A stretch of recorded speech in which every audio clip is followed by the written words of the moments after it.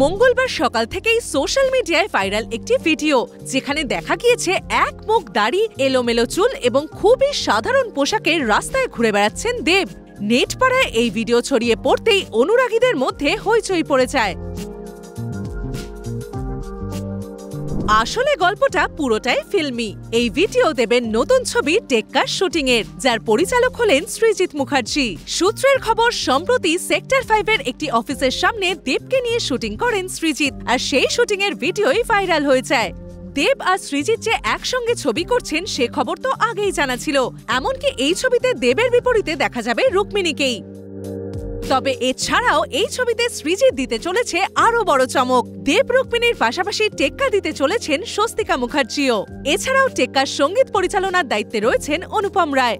এক কথায় বলাই যায়, সৃজিতের এই ছবি একেবারেই রিউনিয়ন। 2024-এর পুজোতেই মুক্তি পাবে সৃজিতের এই হাই ভোল্টেজ ছবি টেক্কা।